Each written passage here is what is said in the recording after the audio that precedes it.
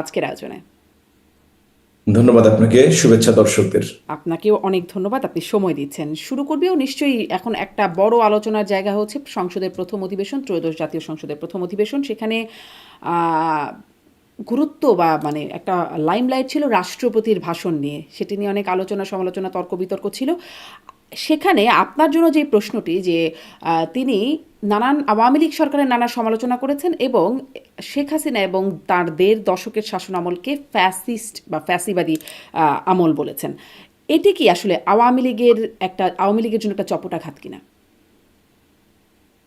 ধন্যবাদ আপনাকে। আসলেই না, কারণ সংসদের নিয়মটি রয়েছে যে এটা যে ভাষণটি পাঠ করবে সেটা যে দল ক্ষমতায় আছে তারা তৈরি করবে, এবং পরবর্তীতে মন্ত্রী পরিষদের সবাই সেটি পাশ হয়ে গেলে সেই বড় একটি বক্তৃতা, কয়েকশো পৃষ্ঠার, সেটি সংক্ষিপ্ত করে কয়েকটি পৃষ্ঠায় পাঠ করবে। এটা রাষ্ট্রপতির দায়িত্ব। তবে এখানে একটা কথা বলতে পারি, সেটি হচ্ছে এই শাহাবুদ্দিন চুপ্পু আমাদের সেই রাষ্ট্রপতিকে দেখে মনে হয়েছে তিনি সত্যিকার অর্থেই দলীয় রাষ্ট্রপতি। যখন তিনি আওয়ামী লীগের রাষ্ট্রপতি ছিলেন তখন আওয়ামী লীগের কথা শুধুমাত্র সংসদে বক্তৃতা নয়, সর্বত্রই বলেছেন আওয়ামী লীগের প্রিয় রাষ্ট্রপতি হিসেবে। পরবর্তীকালে তত্ত্বাবধায়ক ঠিক অন্তর্বর্তীকালীন সময়ে তিনি চেষ্টা করেছেন তাদের সাথে মিশে যেতে, কিন্তু তৎকালীন ওই জামাতে ইসলাম ছাত্ররা তাদেরকে বাধা দেওয়ার কারণে তিনি সেই সুযোগটি পাননি। হয়তো মনে মনে দুঃখ পেয়েছেন যে এইখানে হয়তো বা তার মোসাবিটা কাজে লাগেনি। আর তৃতীয় যেটি করলেন, তিনি বাংলাদেশের যে পার্লামেন্টে ১২ তারিখে বক্তৃতা দিলেন, বিএনপি যেহেতু নিরঙ্কুশ সংখ্যাগরিষ্ঠ, সুতরাং বিএনপিকে সন্তুষ্ট করার জন্য তিনি বিএনপি লেখা বক্তৃতা পড়েছেন এবং এবং বিভিন্ন অনুষ্ঠানে দেখবেন বিএনপির পক্ষে কথা বলছেন, অর্থাৎ আপামস্তক তিনি যে শপথ নিয়েছেন রাষ্ট্রপতি হিসেবে সারা বাংলাদেশের জনগণের জন্য, সেটি না করে তিনি বিভিন্ন সময়ে বিভিন্ন দলকে সমর্থন করার চেষ্টা কিন্তু করছেন। এই যে একজন দলীয় ব্যক্তিকে, যিনি মানে এই ধরনের একজন ব্যক্তিকে আপনারা রাষ্ট্রপতি হিসেবে আপনাদের সময় একমাত্র তিনি ছিলেন, যখন তার রাষ্ট্রপতি নিয়োগটা হয় কোনো প্রতিদ্বন্দ্বিতাও ছিল না, তিনি একমাত্র ছিলেন, আপনারা মনোনয়ন দিয়েছেন, গ্রহণ করেছেন এবং রাষ্ট্রপতি আপনারাই তখন সংসদে ছিলেন, মেজরিটি করেছেন। আপনারা কি এটার জন্য অনুশোচনা করেন যে এরকম একজন ব্যক্তিকে আপনারা রাষ্ট্রপতি বানিয়েছেন? বাংলাদেশের ইতিহাস যদি আপনি পর্যালোচনা করেন, দু একটি ব্যতিক্রম বাদে এই ঘটনা কিন্তু প্রত্যেকটি সরকারের সময় ঘটেছে, এবং এই কারণে বাংলাদেশ যে এখনো পূর্ণাঙ্গ গণতান্ত্রিক দেশ হিসেবে এখনো সফল হতে পারেনি হয়তো বা অন্যতম কারণ। মানে আপনি কিরকম দেখেন ঘটনা ঘটেছে? বিএনপির সময় হ্যাঁ, হ্যাঁ। বিএনপির সময় প্রফেসর বদরুদ্দোজা চৌধুরী, তাকে কিন্তু দলের পক্ষ থেকে রাষ্ট্রপতি নির্বাচিত করা হয়েছিল, কিন্তু দলের পক্ষ থেকে রাষ্ট্রপতি তৎকালীন প্রয়াত জিয়াউর রহমানের কবরে শ্রদ্ধা জানাতে না যাওয়ার কারণে তাকে কিন্তু হেনস্থা হয়ে রেল লাইনের উপর দিয়ে দৌড়ে পালিয়ে কিন্তু কোনোভাবে জীবন রক্ষা করতে হয় এবং রাষ্ট্রপতি হিসেবে টিকে থাকতে পারেনি। যদি কোনো ভুল সিদ্ধান্ত নেওয়া হয় রাষ্ট্রের ক্ষেত্রে, সে যে কোনো দলের জন্য ক্ষেত্রে বলছি, সেটা রাষ্ট্র এবং জনগণ তার জন্য সাফার করে। মানে ধরেন হয়তোবা হেনস্থা করার একটা সমালোচনা আপনি করতে পারেন, কিন্তু রাষ্ট্রপতি হিসেবে বদরুদ্দোজা চৌধুরীর নিয়োগ সেটি কিভাবে খুব মানে এরকম যেটি মানে রাষ্ট্রীয় দলীয় শাহাবুদ্দিন নিয়োগ, চুপ্পুর তিনি মতো নিয়োগ কিনা? সেই দলের প্রথম প্রথম মহাসচিব ছিলেন, তিনি প্রতিষ্ঠাতাদের অন্যতম ছিলেন, অর্থাৎ একমাত্র বিচারপতি শাহাবুদ্দিন ছাড়া এবং সম্ভবত আবু সাদাত, মোহাম্মদ সায়েম, এনারা ছাড়া সবাই দলীয় রাষ্ট্রপতি ছিল বাংলাদেশের ইতিহাসে, এবং তারা দলের পারপাস সার্ভ করেছে। অথচ যখন তারা শপথ নেন, তারা কিন্তু বাংলাদেশের স্বাধীনতা, সার্বভৌমত্ব এবং জনগণের স্বার্থ রক্ষার জন্য শপথ নেন। নিয়মটি যদি এখন বিএনপি মানে চায়, দলের তারা যে পারপাস সার্ভ করাটা কি চক্ষু লজ্জাহীন ভাবে সার্ভ করেন যেমনটা এখন দেখা যাচ্ছে? মানে ধরেন এর আগে আপনাদের জাস্ট ইমিডিয়েট আগের কথা যদি বলি, রাষ্ট্রপতি আব্দুল হামিদ ছিলেন, তার যে সেই সময়ের একটা গ্রহণযোগ্যতার ব্যাপারে শুনতাম যে তিনি মানে অন্যান্য দলগুলোকে যখন ডাকেন তারা যেভাবে রেসপন্স করতেন, মানে তখন তার ব্যাপারে যে একটা ধারণা ছিল বা গ্রহণযোগ্যতা ছিল, সেটি কি আপনাদের সবশেষ নিয়োগের ক্ষেত্রে ছিল? পার্থক্য ছিল, অবশ্যই পার্থক্য ছিল, কোনো সন্দেহ নেই, এবং নিয়োগটি সঠিক হয়েছে কিনা অবশ্যই আমাদের বিবেচনা করে দেখতে হবে। এটা কি আপনি বিবেচনা করেছেন বা এখন করেন যে কি বিবেচনায় তাকে নিয়োগ দেওয়া হয়েছিল? আপনাদের দলে অনেক বড় বড় মানুষ ছিলেন, গুরুত্বপূর্ণ মানুষ ছিলেন, যোগ্য মানুষ ছিলেন। ব্যক্তিগতভাবে আমি আপনার সাথে একমত, কিন্তু এই সমস্ত সিদ্ধান্ত গ্রহণ যেহেতু আহ, দলের আমাদের মতো ছোটখাটো কর্মী দ্বারা হয় না, সুতরাং এ ব্যাপারে আমাদের এই প্রক্রিয়ায় অংশগ্রহণ করার কোনো সুযোগ নেই, ছিলও না। সুতরাং সেটার ব্যাপারে আমরা আসলে নিজেদেরকে মনে মনে দোষারোপ করলেও কিন্তু বাস্তবে আসলে কারা আমরা হচ্ছি অংশগ্রহণ করেন? কারণ আপনিও সে সময় সংসদ সদস্য ছিলেন। সংসদ সদস্যদের ভোটেই তো হবার কথা। বাংলাদেশে এবারও যেটি হয়েছে, বা সংখ্যাগরিষ্ঠ দলের নেতা নেত্রীরা এবং যে প্রস্তাবনা সিদ্ধান্তগুলো নেন, সাধারণত দল বাংলাদেশের গণতন্ত্রের এই পর্যায়ে রয়েছে যে ফ্লোর ক্রস করার কোনো উপায় নেই। 70 অনুচ্ছেদ যেটি রয়েছে সেটিতে স্পষ্টভাবে লেখা আছে, দলের বিরুদ্ধে ভোট দিলে কিংবা দল থেকে পদত্যাগ করলে সাথে সাথে সংসদ সদস্য পদ বাতিল হইয়া যাইবে। এবং আর কোনো ক্যান্ডিডেট কিন্তু ছিল না, সেটাও আপনাকে খেয়াল করতে হবে। সুতরাং খেয়াল না করার জন্য, এর জন্য তো আসলে ভোটাভুটিরও প্রয়োজন হয়নি। তার মানে আসলে মানে বাংলাদেশের গণতন্ত্রের যে অবস্থা বলছেন, তাহলে দলের শীর্ষ নেতার কাছেই এরকম নিয়োগের দায়ভার বা ক্রেডিট সব যায়। ক্ষমতার দিক দিয়ে অবশ্যই দলের শীর্ষ নেতা সবচেয়ে বেশি ক্ষমতাশালী, এটা নিয়ে কোনো সন্দেহ নেই। এটা আওয়ামী লীগ এবং বিএনপির ক্ষেত্রে অবশ্যই এটা সত্য, অন্যান্য দলের মতোই। আচ্ছা, মানে এখন আসলে আপনাদের কি মনে হয় এই রাষ্ট্রপতির কি করা উচিত? তিনি কি রাষ্ট্রপতি? আমি আমি সেখানে আসতে চেয়েছিলাম আসলে। জি।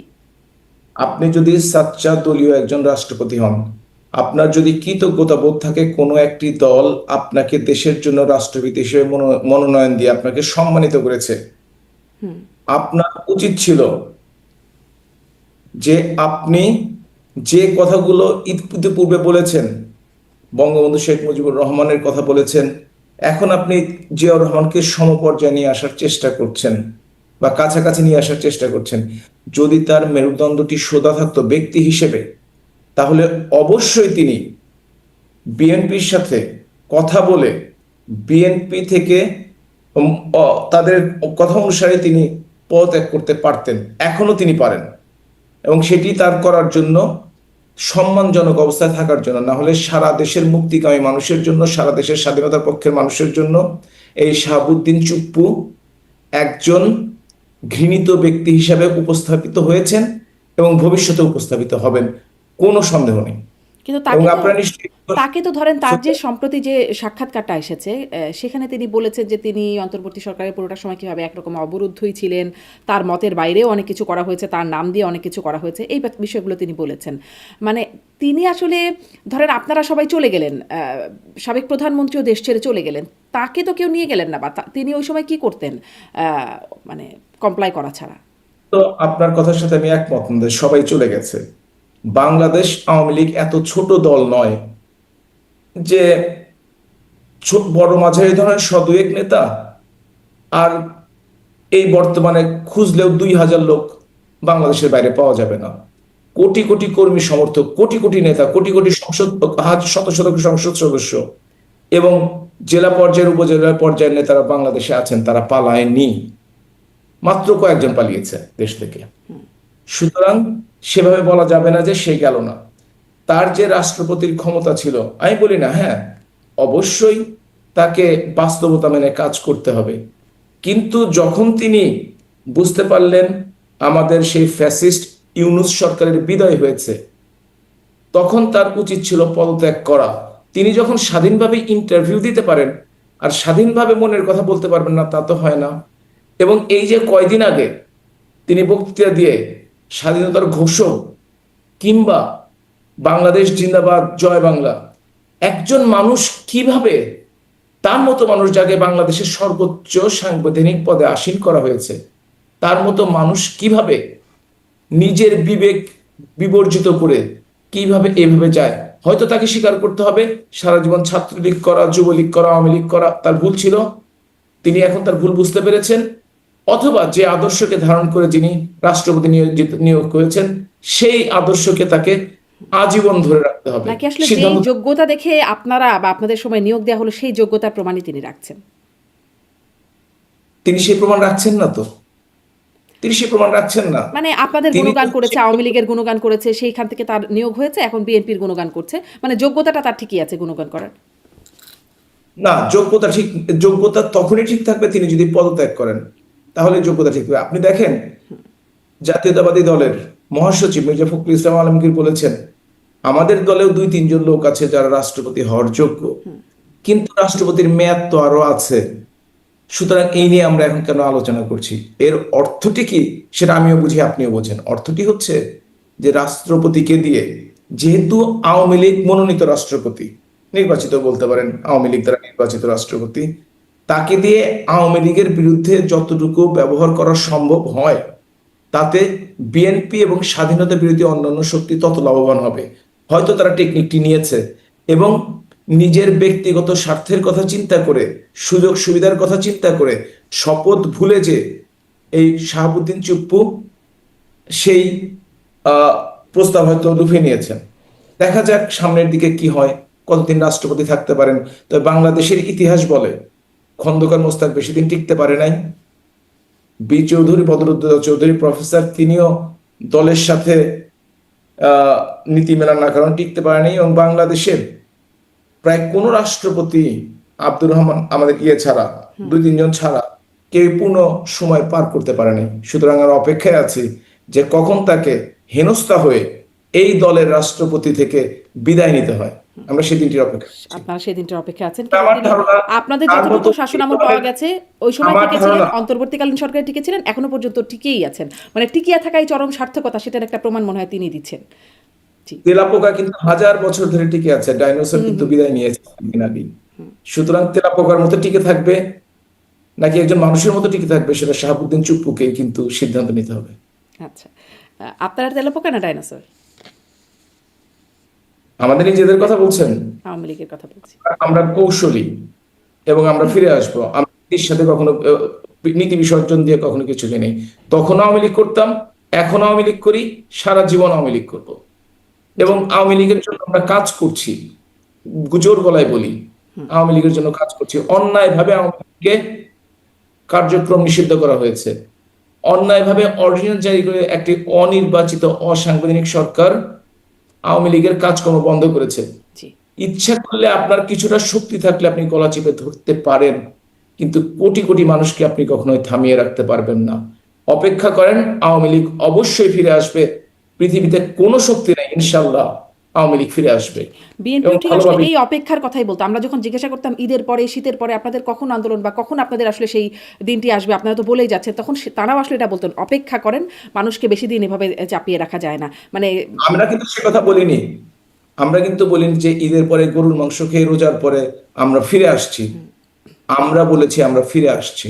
আমরা কিন্তু আজকে পর্যন্ত বাংলাদেশের আওয়ামী লীগের দায়িত্বশীল পর্যায় থেকে কিন্তু এআই দ্বারা তৈরি না হলে এখন পর্যন্ত বলা হয়নি কবে আমরা ফিরে আসছি। আমরা জানি আমরা ফিরে আসছি, ইনশাল্লাহ ফিরে আসবো। কিন্তু আপনাদের মাথায়, নিজেদের মাথায় কি কোনো টাইম লাইন আছে? মানে তারা তো একটা টাইম লাইন দিতেন, হয়তো সেটা এটা কি আপনাকে বলতে যাব? না বলুন, কিন্তু এতটুকু বলেন আপনাদের মাথায় আছে কিনা, টাইম লাইনটা আমাকে না বলেন। আমাদের পরিকল্পনার মধ্যে আছে।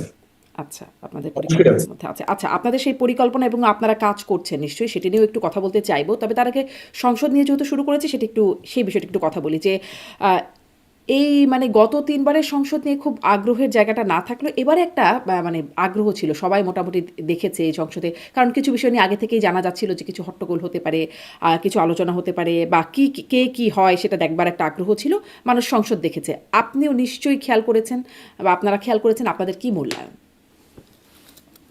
প্রথমত, সংসদ অধিবেশন ডাকার অধিকার রাষ্ট্রপতির। তারিখ নির্ধারণ, এটা সংবিধানে লেখা আছে, আপনি দেখে নিন। তারিখ নির্ধারণ, স্থান নির্ধারণ রাষ্ট্রপতি করেন। সেই রাষ্ট্রপতির আহ্বানে আপনি সংসদে আসলেন, তার তারিখ, স্থান, সময় নির্ধারণের পরে, তার তার আমন্ত্রণে এসেই আপনি বাসায় যিনি আপনাকে আমন্ত্রণ করেছে তার বিরুদ্ধে বিষোদগার শুরু করলেন। সেটা পরে আসছি। আপনি যখন অন্তর্বর্তীকালীন সরকার হিসেবে শপথ গ্রহণ করলেন, তার মধ্যে ছাত্র উপদেষ্টারা ছিল যারা আজকাল বিরাট বিপ্লবী হয়ে গেছে, তারাও সংসদ সেই সময় শপথ নিয়েছে, তখন তাদের কোনো অসুবিধা হয়নি। এখন রাষ্ট্রপতির বক্তৃতার সময় যখন জাতীয় সঙ্গীত বাজে, জামাত ইসলাম তো বরাবরই স্বাধীনতা বিরোধী, ৩০ লক্ষ শহীদ, 2 লক্ষ মা বোনের সম্ভ্রমের সাথে তাদের নাম সরাসরি যুক্ত। সুতরাং তারা জাতীয় সঙ্গীতের সময় দাঁড়াবে না, সম্মান প্রদর্শন করবে না, এটাতে আমি খুব একটা অবাক হই নাই।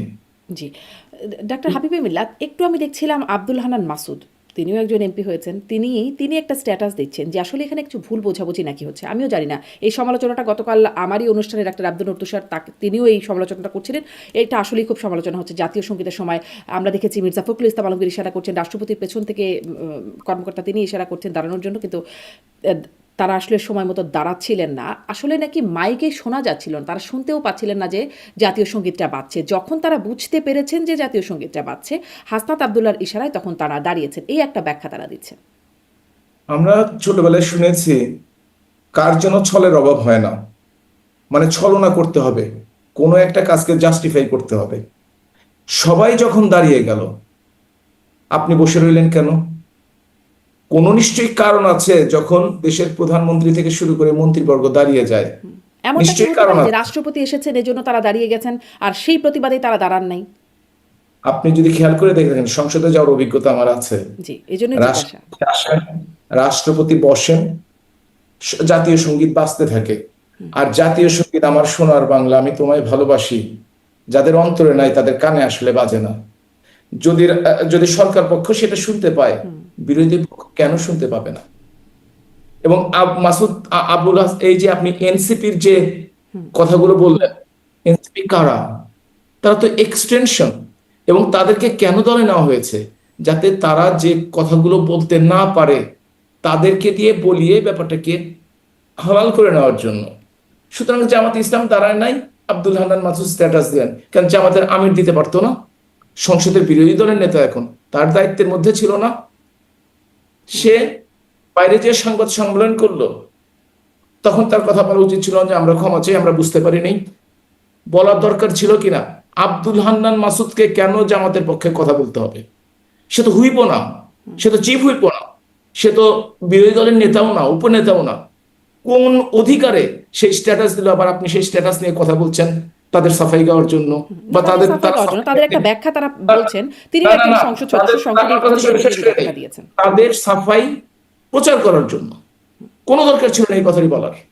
সে এত গুরুত্বপূর্ণ কিছু হয়ে যায় নাই যে তাহলে তার আবার আমার নামে অনেক অভিযোগ যে আপনাদের কথা প্রচার করার জন্য আমি আপনাদেরকে নেই। আসলে সাফাই বা প্রচারের জন্য না, আমি কিছু তথ্য বা কারো মানে কথাগুলো কি সেগুলো প্রচার করা একটা নিশ্চয়ই আমাদের দায়িত্বের জায়গাটাও থাকে। আচ্ছা, সংসদকে আর ছলনা করে করা, যে দায়িত্বটি অন্যের অপরাধকে হালাল করার জন্য করা, সেটি না বলাই আসলে ভালো। হালাল করার জন্য যদি হতো তাহলে তো আমি একাই বলতাম, আপনাকে প্রশ্নটা করতাম না। আপনি নিশ্চয়ই এটার একটা ব্যাখ্যাও দেওয়ার সুযোগ পেয়েছেন। জনগণ বিভ্রান্ত হয়। আপনারা খুবই জনপ্রিয়, আপনাদের মুখ থেকে একটি কথা উচ্চারণ হলে বিশ্বাস করেন, আপনাকে আমি বলছি আপনার কথায় অনেকে বিভ্রান্ত হয়। যদি আপনি বলেন বিভ্রান্ত না, বিশ্বাস করে, আপনার প্রশংসা। আচ্ছা, যাক যাক, এটা আমার প্রশংসা শুনে ভালো লাগলো। কিন্তু আমি আসলে নিজে মত না দিয়ে আপনার কাছে প্রশ্ন করছিলাম যে এই ব্যাখ্যাটা তিনি দিয়েছেন, ব্যাখ্যাটা আপনার কাছে কেমন গ্রহণযোগ্য মনে হচ্ছে কিনা? আপনি বললেন আপনার কাছে একদমই গ্রহণযোগ্য মনে হচ্ছে না, সেই বার্তাটাও মানুষের কাছেই গেল।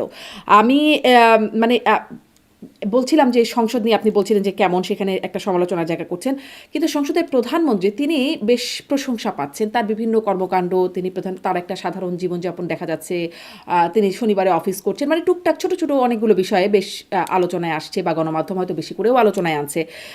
এবং তিনি বিভিন্ন ক্ষেত্রে কিছু কিছু তেলবাজি, যেগুলোকে তিনি প্রশ্রয় না দেওয়ার ঘটনাগুলো উঠে আসছে, যার কারণে মোটামুটি বেশ এখন পর্যন্ত প্রশংসিতই হচ্ছে। আপনাদের কাছে আসলে কেমন মনে হচ্ছে প্রধানমন্ত্রীকে? আপনারা কিভাবে মূল্যায়ন করছেন? আমি আপনাদের না বলে আমাকে জিজ্ঞেস করলে আমি আমার সেটা হচ্ছে যে ফিরে আসা থেকে শুরু করে আজকে পর্যন্ত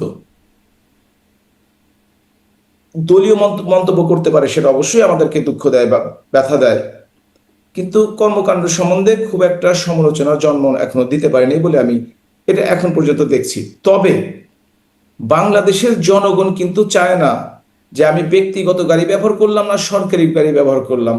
তারা চায় বাজারের দ্রব্যমূল্য কম কিনা। তারা দেখতে চায় দেশের তেলের জন্য যে ইন্ডিয়ার বিরোধিতা করি, সেই তাদের কাছে তেলের জন্য চিঠি দেই কিনা, স্ববিরোধিতা করি কিনা। তারা দেখতে চায় বাংলাদেশে মব কমেছে কিনা। তারা দেখতে চায় আমরা সন্ত্রাস, বাংলাদেশের দুর্নীতি ঘুষের যে চিত্র, সেই চিত্রটি বদলেছে কিনা। বাংলাদেশের মানুষ চায় শান্তিতে দুমুঠো খেয়ে ঘুমাতে, স্কুল কলেজে শান্তিতে ছেলে মেয়েদের পাঠালে তারা এই যে যেন মব পড়াশোনা করতে। কমেছে কিনা, মানে সেটা একটা এইটা বিশেষ আলোচনা হয়ে গেছিল অন্তর্বর্তী সরকারের সময়, এই মব বিষয়টা আগে পরে হয়তো এত আলোচনায় দেখি নাই। কমেছে কি? আপনারা তো অনেক মানে দেশের নেতাকর্মীরা অনেকেই শিকার হয়েছেন, কমেছে কি মব আপনাদের আমি দৃষ্টিতে? গতকালকের একটা ঘটনা বলবো আর 3 দিন আগের একটা ঘটনা বলবো। সিরাজগঞ্জ জেলার কামারখন্দ উপজেলার সভাপতি আওয়ামী লীগের সেলিম রেজা, তাকে উত্তরার দক্ষিণ খাম থেকে পুলিশ ডিবি নাম করে তুলে নিয়ে যে জাতীয়তাবাদী ছাত্র দল দক্ষিণ খান শাখার সহসভাপতি রাফির নেতৃত্বে উঠিয়ে নিয়ে যায়, হাত পা বেঁধে অমানসিক নির্যাতন করা হয়। 2 কোটি টাকা তার কাছ থেকে অপহরণের বাবদ টাকা চাওয়া হয়। কিন্তু তিনি তো সেরকম ধরে লোক না, একটা উপজেলার মানুষ। বলে তোমার মেয়ে আমেরিকায় থাকে, সেই টাকাটা ফেরত দাও। না পারার কারণে পরে 6 লক্ষ টাকা কোনোভাবে জোগাড় করে তাদেরকে দেওয়ার পরে তারা আবদুল্লাপুরে তাকে অর্ধ অচেতন অবস্থায় ফেলে রেখে চলে যায়। সে এখন চিকিৎসাধীন আছে। এটা একটা উদাহরণ দিলাম। 4-5 দিন আগে সিরাজগঞ্জের 2টো ছাত্রলীগ সম্পর্কিত 2টো ছেলে, শীতল এবং সোহাগ, তারা বাজারে গেছে। ছাত্র দলের সভাপতি সবুজ, সিরাজগঞ্জ জেলার নাম ধরেই বলছি, সে এসে মব সৃষ্টি করে তাদের পিটানো শুরু করেছে। যাই হোক, জনগণ তাদের উদ্ধার করে সিরাজগঞ্জের শহীদ মনসুর আলী মেডিকেল কলেজে হাসপাতালে পাঠিয়েছে চিকিৎসার জন্য। এটা শুধু 2টো ঘটনা বললাম আমার নিজের শহরের কথা। এভাবে সারা বাংলাদেশে চাঁদাবাজি, মববাজি, সন্ত্রাস, দুর্নীতি, ঘুষ, একটু তাকিয়ে দেখবেন, চোখ কান খোলা রেখে দেখবেন, কোনোটি এখন পর্যন্ত কমেনি। তবে সরকারের বয়স 1 মাসেরও কম। ফ্যাসিস্ট ইউনূস যেভাবে সরকারকে রেখে গেছে, সেটা পরিবর্তন করতে আসলে এই মুহূর্তে 1 মাসকে আমি খুব কম সময় হিসেবেই ধরবো, বা 1 মাসের কম। আবার ইউনূস সরকার বলেছে আপনারা দেশকে যে অবস্থায় রেখে গেছেন সেখানের থেকে আসলে ঠিক করতে তিনি আসলে তারও সময় দরকার। 18 মাস সময় দেওয়া হয়েছে, ঠিক আছে। তার মধ্যে তিনি যদি তার উপর থেকে মামলাগুলো উঠিয়ে নিতে পারেন, তার গ্রামীণ ব্যাংকের শেয়ার জনগণের 25 ভাগ থেকে 15 ভাগ নিজের পক্ষে নিয়ে 10 ভাগ কমাতে পারেন, গ্রামীণ টেলিকমের সাথে তিনি যদি স্টারলিংকের কানেকশন করতে পারেন, তিনি যদি 666 কোটি টাকা গ্রামীণ থেকে মাফ করে নিতে পারেন, গ্রামীণ ব্যাংকের 5 বছরের জন্য তিনি যদি সুদ মকুব করতে, ট্যাক্স মকুব করতে পারেন, গ্রামীণ আদম ব্যাপারীদের ব্যবসার জন্য তিনি যদি একমাত্র লাইসেন্স দিতে পারেন, ইউনিভার্সিটির জন্য যদি একমাত্র লাইসেন্স দিতে পারেন, তিনি যদি নগদের মতো গ্রামীণের পকেট, আপনি যদি ডিজিটাল পকেট নিতে, ওয়ালেট নিতে পারেন, তাহলে তার কাজগুলো করা উচিত ছিল। করার জন্য জনগণ তাকে ম্যান্ডেট দিয়েছিল। তিনি যখন ক্ষমতায় আসেন, তখন আমরাও ভেবেছিলাম হয়তোবা দেশে অবস্থার পরিবর্তন হবে, কিন্তু দেশের আইন শৃঙ্খলা পরিস্থিতি, আপনি আমাদেরকে দোষ দেন, আমার মানে দোষ অবস্থা করার জন্য। পরিবর্তন মানে আপনারা যে অবস্থা রেখে গেছিলেন সেখান থেকে ভালো হবে বলে আপনারাও আশা করেছিলেন? আমি ব্যক্তিগতভাবে আশা করেছিলাম, কিন্তু আমি দেখলাম 2 মাসের মধ্যেই তারা যে বিপুল জনপ্রিয়তা নিয়ে আসছিল, জনপ্রিয়তার তলানিতে চলে গেছে। তাদের অব্যবস্থাপনা, অদূরদর্শিতা, বাংলাদেশের এই 55 বছরের ইতিহাসে এমন অথর্ব, অকর্মণ্য, অদূরদর্শী সরকার কখনোই আসেনি। আপনি দেখেন, জুলাই চার্টার করলো একটা, কিন্তু জুলাই চার্টার করার জন্য যারা জীবন দিল, তাদের একটা তালিকা পর্যন্ত করতে পারলো না। যারা আহত হলো, তাদের একটা তালিকা আজকে পর্যন্ত নেই। এবং যে তালিকাগুলো আছে, একটা মাঝে সরকারি মাঝে তালিকা হয়েছে 800 সামথিং এর একটা তালিকা নিহতদের। আমি দেখেছি হ্যাঁ, হ্যাঁ। তালিকাটি। এটা হচ্ছে director general of health services এর ওয়েবসাইটে আছে। আপনি যদি বিস্তারিত শুনতে চান বলতে পারি। সেখান থেকে প্রথম আলো এক ধাক্কায় 52 জনকে সরিয়ে দিয়েছে। তারা প্রমাণ করেছে পানিতে ডুবে মারা গেছে, আগুনে পুড়ে মারা গেছে, কিংবা রোড ট্রাফিক অ্যাক্সিডেন্টে মারা গেছে, কিংবা নর্মালি মারা গেছে, তারাও জুলাই যোদ্ধা। সে 834 জন থেকে প্রথমে বাদ দিয়ে দেন। আর আপনি যদি 6 তারিখে বাংলাদেশের প্রত্যেকটি জাতীয় পত্রিকা পড়েন তাহলে দেখবেন এই মৃতের সংখ্যা সব মিলিয়ে 400 জনের কাছাকাছি। আবার জামাত ইসলাম তারা 10 খণ্ডের বই বের করেছে জুলাই কিন্তু যোদ্ধা ধরেন নামে। যারা ওই 6 তারিখে মৃতের সংখ্যা 400 জনের কাছাকাছি, পরবর্তীতে জুলাই যোদ্ধা বা জুলাই আহত হিসেবে যারা আছেন তারাও মারা গেছেন, ওই সংখ্যাটাও তো যুক্ত হবে। কখনোই এমন কোন সংখ্যা মারা গেছে জানা যায়নি কিন্তু এখন পর্যন্ত, কারণ পত্রপত্রিকা আপনারাও নজর রাখেন, আমরাও নজর রাখি, মারা যায়নি। এবং আপনি যদি ওই ডিজিএইচএস এর আপনি যদি ওয়েবসাইটটি দেখে থাকেন হাসবেন আপনি। কবে মারা গেছে, কি কারণে মারা গেছে কোনো কিছু উল্লেখ নাই, শুধু নামের একটি তালিকা ঠিকানা সহ আছে। এবং আপনি যদি জামাত ইসলামীটা দেখে থাকেন তাহলে দেখবেন তারা 10 খণ্ড বই বের করেছে। তারা আবার করেছে কি 15ই জুলাই থেকে শুরু করে 31শে ডিসেম্বর পর্যন্ত টেনে নিয়ে গেছে তারা। সুতরাং এবং আবার দেখলাম জাতিসংঘ United Nations human rights commission তারা বলেছে 1400। আমি ব্যক্তিগতভাবে তাদের অফিসে গিয়ে জিজ্ঞেস করেছি জেনেভাতে, where did you get this number? তারা বলেছে from a reliable sources. But আজকে পর্যন্ত রিলায়েবল সোর্স কি তারা লিস্ট প্রকাশ করতে পারেনি। আমি খুবই দুঃখিত, একজন মানুষ মারা গেল, আমি দুঃখিত। কিন্তু তার মানে সেই 1400 জনের তালিকা আপনি দেখতে পারেন নাই? তাদের কাছে নেই, তারা শুনেছিল। তাদের কাছে কি কোনো তালিকা আছে? মানে তারা বলছে রিলায়েবল সোর্সে পেয়েছে, আমরা কাউকে দেখাতে পারবো না। কিন্তু এটা কখনোই হতে পারে না। আপনি একটা দলকে একটা সরকারকে ব্লেম করবেন অথচ প্রমাণ করবেন না, তা তো হতে পারে না। তবে একটা কথা বলে রাখি, একজন মানুষ হত্যা হলেও অবশ্যই এটা দুঃখজনক এবং এটা কখনোই উচিত না। কিন্তু অন্তর্বর্তীকালীন সরকার যে ছাত্রদের দ্বারা নির্বাচিত হলো, তারা নিহত হলো, আহত হলো, তাদের একটা সঠিক তালিকা করতে পারলো না। এর চেয়ে বড় ব্যর্থতা আর কি থাকতে পারে? অন্যগুলো বাদই দিলাম, এটা প্রশ্ন জাতির কাছে। আচ্ছা, আপনি ব্যর্থতার কথা বলছেন। আমি শুনছিলাম সাবেক প্রধানমন্ত্রী শেখ হাসিনা তিনি অভিযোগ করছেন যত হত্যা হয়েছে সব খুনি ইউনূস আর জামাত বিএনপি। তিনি অভিযোগ করছেন, একবার না অনেকবার, বারবার করছেন। মানে এই অভিযোগটা মানে শুনতে আসলে কেমন লাগে? ক্ষমতায় ছিলেন তখন আপনারা, মানে শেখ হাসিনার সরকার ছিল ক্ষমতায়, দায়িত্বে ছিলেন তিনি, পুলিশ এটা আমার মনে হয় গুলি করেছে সেটা আমরা দেখেছি। ব্রিগেডিয়ার সাখাওয়াত তিনি যে সময় স্বরাষ্ট্র উপদেষ্টা ছিলেন, ওনাকে আপনার সুতায় এর আগে নিয়ে এসছেন, আমি যত সম্ভব দেখেছি। আপনি এনে জিজ্ঞেস করুন, উনি ক্লিয়ারলি বলতে পারবেন, উনি ভালো করে বলতে পারবেন যে কিভাবে এই ধরনের লিথাল বুলেট যেগুলো আওয়ামী লীগ আর্মি ব্যবহার করে সেগুলো সাধারণ মানুষের হাতে গেল। কেন তাকে স্বরাষ্ট্রমন্ত্রী 9 দিনের মাথায় স্বরাষ্ট্র উপদেষ্টা থেকে নৌ পরিবহন উপদেষ্টা হলো, তাকে জিজ্ঞেস করেন। আমি যেহেতু এর সাথে সম্পৃক্ত নই, আমার পক্ষে উত্তর দেওয়াটা কঠিন। তবে একটি কথা বলবো, আপনি অন্তর্বর্তীকালীন সরকারের কথা বলছিলেন। বাংলাদেশে বিভিন্নভাবে ন্যারেটিভ তৈরি করা হয়। আপনি ধরুন বিভিন্ন সময় বঙ্গবন্ধু থেকে শুরু করে পরবর্তী সরকার বিভিন্ন ধরনের চুক্তি করেছে, বিভিন্ন সময় গোলামীর চুক্তি, বিভিন্ন চুক্তির নাম দেওয়া হয়েছে।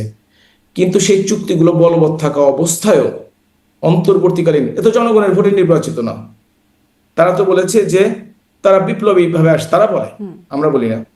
তো তারা তো এই চুক্তিগুলো যাচাই বাছাই করে অন্তত একটি চুক্তিও যদি তারা বাতিল করতো তাহলে না বুঝতাম তারা জনগণের পক্ষে কাজ করছে, যদি তাদের দাবিটা সঠিক হতো। আসিফ নজরুল উপদেষ্টা, শিক্ষক, মিথ্যাবাদী, 26 লক্ষ ইন্ডিয়ান বাংলাদেশে কাজ করে, 26 জনকেও বের করতে পারেনি আজকে পর্যন্ত। সবচেয়ে বড় অঘটন ঘটিয়েছে, যেটা বর্তমানে বিএনপির সরকার সবচেয়ে বেশি সাফার করবে এবং আগামী 15 বছরে যারা আসবে তারা সত্যিকার অর্থে আতঙ্কের মধ্যে থাকবে ক্ষমতায়। সেটি হচ্ছে আমেরিকার সাথে যে চুক্তিটি করেছে, অসম চুক্তি। 4500 আমেরিকান পণ্য প্রথম 2 বছর বাংলাদেশে ঢুকবে বিনা শুল্কে, পরবর্তী 2500 পণ্য বাংলাদেশে ঢুকবে পরবর্তী 2 বছরের পর থেকে। বাংলাদেশের ব্যবসা ধ্বংস হয়ে যাবে, বাংলাদেশ মাথা উঁচু করে দাঁড়াতে পারবে না। বাংলাদেশের কৃষি প্রধান দেশ, সেই খাদ্য, সেই কৃষি উপকরণ আমেরিকার সাথে চুক্তি করে আনতে হবে। বাংলাদেশের সেই অবস্থা নাই। এই ডক্টর ইউনূস এবং খলিলুর রহমানরা দেশের যে ক্ষতি করে দিয়ে গেছে, এই ক্ষতি পূরণ করতে বাংলাদেশ কত বছরে পারবে সেটা আমি জানি না। এখন পররাষ্ট্রমন্ত্রী, শেখ খলিলুর রহমানই এখন পররাষ্ট্রমন্ত্রী। ফলে তার সঙ্গে একটা ইন্টারেস্টিং কথা বলি, আপনি নিশ্চয়ই জানেন বর্তমানে বাংলাদেশের স্বরাষ্ট্রমন্ত্রী সালাউদ্দিন আহমেদ, তিনি তো নেতৃত্ব দিতেন ওই সংলাপের, ঐক্যমত্য কমিশনের। তিনি বরঞ্চ ডক্টর ইউনূসের কাছে টিম নিয়ে যে মির্জা ফখরুল ইসলাম আলমগীরের উপস্থিতিতে 3 জন উপদেষ্টার পদত্যাগ চেয়েছিলেন, তার মধ্যে খলিলুর রহমান একজন। এমন কি ঘটে গেল যে তাকে আবারও পররাষ্ট্রমন্ত্রী করতে হলো? কারণটি খুব স্পষ্ট, আপনিও জানেন আমিও জানি। যে কারণে তারেক রহমান বর্তমান প্রধানমন্ত্রী 12 দিন আগে স্ট্যাটাস দিলেন, আমার দেশে ফিরে আসা একক একক নিয়ন্ত্রণাধীন নয়। 12 দিন পরে তিনি দেশে ফিরে আসলেন একক নিয়ন্ত্রণে, এবং পরবর্তীকালে এই খলিলুর রহমান মতো লোককে তাকে আবারও পররাষ্ট্রমন্ত্রী করতে হলো। আমরা যদি বোকার মতো মনে করি যে জনগণের আন্দোলনে, ছাত্রদের আন্দোলনে সরকারের পরিবর্তন হয়েছে এবং সরকার নিরপেক্ষ নির্বাচন দিয়ে বাংলাদেশকে গণতন্ত্রে নিয়ে যাচ্ছে, সম্পূর্ণ ভুল। জি, আমরা তো এটি আসলে হচ্ছে বোকার মতোই একটা মনে করব। অংশ। এবং বিদেশিদের আপনি কোনোভাবে এক্সপ্লেন করতে পারবেন? যার পদত্যাগ চাইলাম উপদেষ্টা হিসেবে, তাকে পররাষ্ট্রমন্ত্রী করলাম। যে বললো 12 দিনের আগে না, যে আমি সেই দেশে ফিরতে এক্সপ্লেনটা সেই পারবো না, এক্সপ্লেনটা প্রধানমন্ত্রী বা বিএনপিও করে নাই, কিন্তু আমরা বোকার মতো যদি বিশ্বাস করি কি ভুল কারণে করব। জি, কি করেনি আপনি মানে বললেন? সেইটা এক্সপ্লেইন আসলে বিএনপির পক্ষ থেকেও করা হয় নাই যে কেন তাকে পররাষ্ট্রমন্ত্রী করা, আমরা করা প্রশ্ন হবে না, করছি। কারণটা আমরা হ্যাঁ, জানি। কিন্তু কারণ আপনি বিদেশি কুকুরা যতক্ষণ পর্যন্ত তাদের নিয়ন্ত্রণ ঠিক রাখতে পারবে, ততক্ষণ পর্যন্ত তাদের, বিএনপিকেও ক্ষমতায় রাখতে হলে তাদেরকে অবশ্যই তাদের প্রভুদেরকে খুশি করতে হবে। এমনকি পার্শ্ববর্তী দেশ যারা 26 লক্ষ লোক বাংলাদেশে কাজ করে, কিংবা ওই যে কাপড় পুড়িয়ে আমাদের রিজভি ভাই, তিনি একটা অ্যান্টি ইন্ডিয়ান সেন্টিমেন্ট তৈরি করলেন, হাতের পাশ থেকে কাপড় ফেলে দিলেন, দিয়ে পুড়িয়ে দিলেন। সেই তারাই কিন্তু ইন্ডিয়ার আশীর্বাদে এবং ইন্ডিয়ার সমর্থন নিয়ে এবার তারা নির্বাচনটি করেছে। এটা স্পষ্ট, এটা সত্য, এটা মিথ্যা কথার কিছু নেই। আপনার অনলাইনে বলছি, সবার সামনে বলছি, কারণ আমরা জানি ঘটনাটি ঘটেছে। তাহলে তো জামাতে সেই কারণে ইসলামের সেই অভিযোগটাই কি ঠিক? আমার অনুষ্ঠানে ব্যারিস্টার শাহরিয়ার কবির জামাতের পক্ষে কথা বলেন সবসময়, তিনি বলছিলেন যে তারেক রহমানকে ক্ষমতায় বসিয়েছে ইন্ডিয়া। তার কথা যদি আংশিক সত্য হয়ে থাকে, বাকি আংশিক হচ্ছে জামাতের আমির শফিকুর রহমান বলেছে, আমরা ভারতের সাথে সম্পর্ক উন্নয়ন করতে চাই। নির্বাচনের কয়েকদিন আগেও বলেছে, নির্বাচনের আগের দিনও বলেছে, এবং তারা বলেছে আমরা পরস্পরের সহযোগিতার মাধ্যমে এগিয়ে যেতে চাই। তারাও নিশ্চয়ই কম্প্রোমাইজ করেছে, তারাও যোগাযোগ করেছে। আসলে পার্শ্ববর্তী বড় দেশ কিন্তু থাকলে, ডক্টর হাবিবুর মিল্লাত, এই প্রশ্নটা আমি করি, আমি সব সময় শুনেছি, মানে আমরা শুনেছি যে এই যে ভারত আপনাদেরও ক্ষমতায় বসায়, বিএনপিকে ক্ষমতায় বসায়, ক্ষমতায় বসার জন্য জামাতও কথা বলে নাকি, কিন্তু কিভাবে ভারত আসলে ক্ষমতায় বসায়? কিভাবে বসায় আপনি জানেন? আমরা বিভিন্ন কারণে, ভারত নয়, বিভিন্ন দেশের উপর নির্ভরশীল। আমরা কিন্তু নিজেরা স্বয়ংসম্পূর্ণ নই। এবং আপনি যখন দেখবেন কোনো একটি, এইটা নিজেদের টেকনিক, এইটা এইভাবে জনসমক্ষে বুঝলেও বলাটা সম্ভব নয় আসলে, এবং সেটা বলা উচিত নয়। কিন্তু একটা কথা বলতে পারবো, যে বিভিন্ন ধরনের সংস্থা থাকে, তারা বিভিন্ন মেকানিজম করে হয়তোবা তারা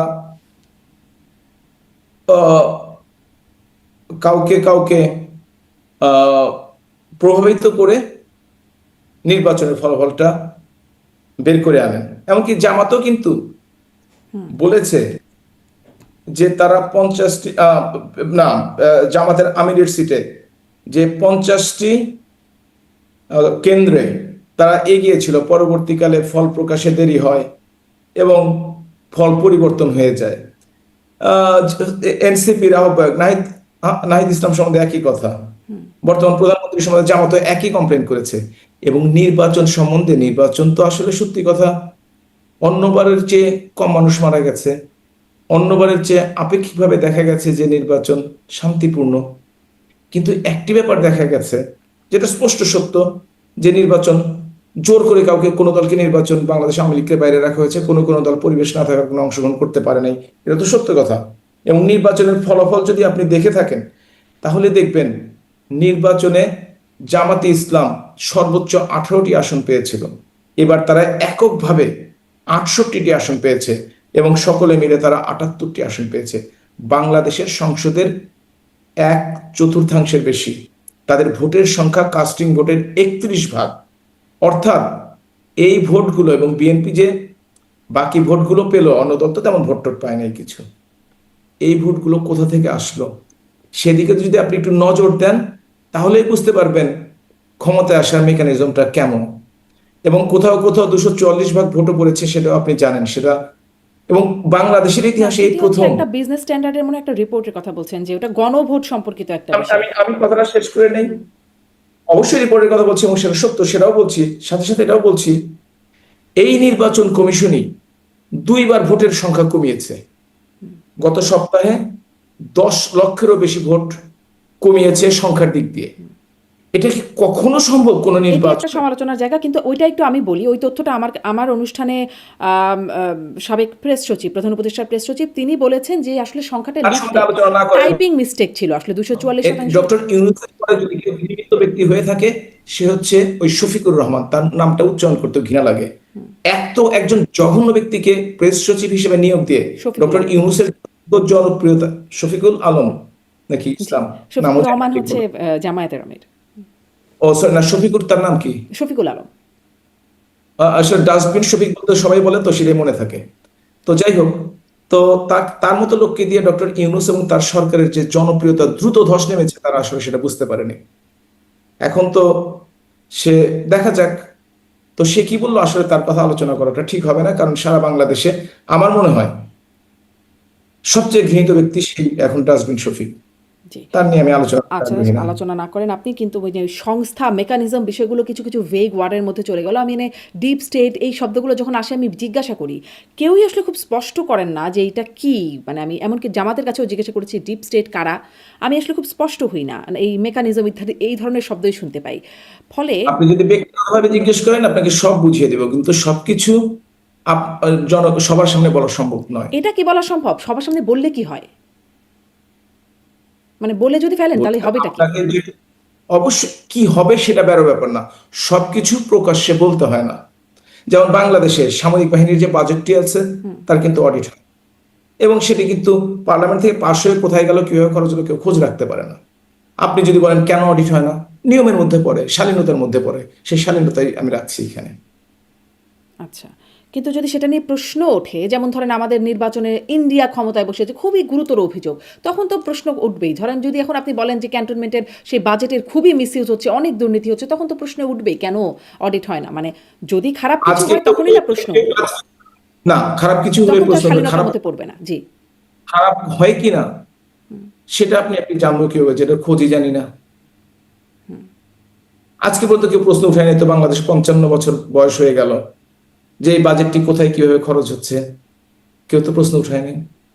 আপনিও তো উঠাননি, আপনি আজকে প্রশ্ন উঠান, আপনি একটা শো করেন, টাকাগুলো গেল কোথায় জানতে চাই, বাংলার জনগণ জানতে চাই, আপনি জনপ্রিয় হয়ে যাবেন, খুবই জনপ্রিয় হবেন। আচ্ছা, আপনি হয়তো প্রশ্নটা উঠিয়ে ভবিষ্যতে গেলেন। আপনি হয়তো ভবিষ্যতে জামাতে ইসলাম যদি কোনো মহিলা নির্বাচন করার চেষ্টা করে, আপনাকে নিয়ে আসতেও পারে জামাতে ইসলাম, এই প্রশ্ন করতেও করলে, পারে। হ্যাঁ, মানে এই ধরনের প্রশ্ন করে মানে একটা জনপ্রিয়তা অর্জন করলে, হ্যাঁ, মানে যদিও মহিলাদের দিবে না। প্রশ্নটা আপনি করেছেন, জনপ্রিয়তাটা আপনার প্রাপ্য, আমি তো করি নাই। আপনি করেছেন, তবে প্রশ্নটা আমি নিলাম। যদি প্রশ্নটার উত্তর পাওয়া যায়, আমি যদি কারো কাছ থেকে পেতে পারি, নিশ্চয়ই আমি সেটা জানবার জন্য খুবই আগ্রহী হব। মানে এটা যে শুধু বাংলাদেশ তা কিন্তু নয়, শুধু যে বাংলাদেশে তা কিন্তু নয়, জি। এটা বিভিন্ন দেশে একটা খরচ থাকে, যে খরচ সম্বন্ধে প্রশ্ন করা হয় না, এটা রাষ্ট্রের নিরাপত্তার খাতিরে, সেটাও আপনাকে বলে দিলাম। ও, তাহলে এটা তো শুধু একটা, বাংলাদেশ তাহলে তো একটা ভালো ব্যাখ্যা আছেই যে কেন প্রশ্নটা করা হয় না। করা হয় না, হ্যাঁ। এবং নির্বাচনের ক্ষেত্রে ওই ওই একই ব্যাখ্যা, শুধু বাংলাদেশের ঘটনাটা ঘটেনি, আমাদের মতো দেশে এই মানে ভারত ঘটনাগুলো কিভাবে ঘটে। ক্ষমতায় বসাচ্ছে, এটা শালীনতার কারণে, ভদ্রতার কারণে জিজ্ঞাসা করা যায়। Not only Bharat, not only Bharat, যেখানে যে সুবিধা পায়, সেটা আমেরিকা হতে পারে, চীন হতে পারে, রাশিয়া হতে পারে, যে যেখানে সুবিধাটি পায়। সুতরাং সেইভাবে শুধুমাত্র একটি দেশকে তো দোষারোপ করা যাবে না। আচ্ছা, বা মানে কিন্তু ওই দেশের প্রতি সবসময় বেশি দোষারোপটা থাকে। যেমন আপনাদেরকে ক্ষমতায় কে বসিয়েছে? ভারত। এখন শুনছি বিএনপিকে এইবার কে ক্ষমতায় বসালো?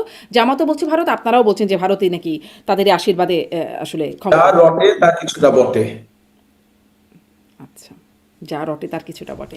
এত কিছু রটলো বাংলাদেশে, যে বিশেষ করে আপনাদের বিরুদ্ধে রটনা এত বেশি, আর তার কতটা বটেছে বলে আপনারা স্বীকার করেন, সেই প্রশ্নটা, আচ্ছা, এটা অনেক করা হয়েছে। আপনি যদি জিজ্ঞেস করেন, আমি যতটুকু বুঝি স্বীকার করবো, আর যতটুকু জানি হয়নি বলবো হয়নি। আচ্ছা, ওই যে আপনি বলছিলেন না যে আমরা আসলে বোকার মতো বিশ্বাস করি অনেক কিছুই, মানে যদি মানে বিশ্বাস করাটা যে তারেক রহমান আসলে বললেন যে একক সিদ্ধান্তের উপর নির্ভরশীল না, কিন্তু 12 দিন পরে তিনি একক সিদ্ধান্তে চলে আসলেন। আমরা আসলে বোকার মতো বিশ্বাস করলে ভুল একক করব। সিদ্ধান্তে আসেননি, হ্যাঁ। একক সিদ্ধান্তে আসেননি। আচ্ছা, কার কার উনি সিদ্ধান্তে আসছেন সেটাও আপনি বলবেন, কিন্তু আমরা তো বোকার মতোই বিশ্বাস করি যখন সাবেক প্রধানমন্ত্রী শেখ হাসিনা বলেছেন যে যুক্তরাষ্ট্র চাইলে তিনি ক্ষমতায় থাকতে পারতেন, তিনি যুক্তরাষ্ট্র চায়নি বলেই তাকে ক্ষমতা থেকে সরে যেতে হয়েছে, পরে বলছেন যুক্তরাষ্ট্রের হাত আছে, এরকম কোনো বিষয়ের কোনো প্রমাণ নাই। মানে আমরা তো আসলে বোকার মতো বিশ্বাস করা ছাড়া আর কী বা করবো? এই ধরনের কথাকে চ্যালেঞ্জ করার উপায় কি? আপনাকে খোঁজ নিতে হবে। আপনি দেখেন না, আজকাল তো এই ইন্টারনেটের যুগে কোনো কিছুই গোপন থাকে না, হয়তো 2-1 বছর এদিক সেদিক গোপন থাকে, তারপর কিন্তু প্রকাশিত হয়ে যায় কয়েক বছর পরে সবকিছুই। স্বাধীনতা যুদ্ধের সময় কি হয়েছে আমরা কিন্তু সবই প্রায় জানি এখন।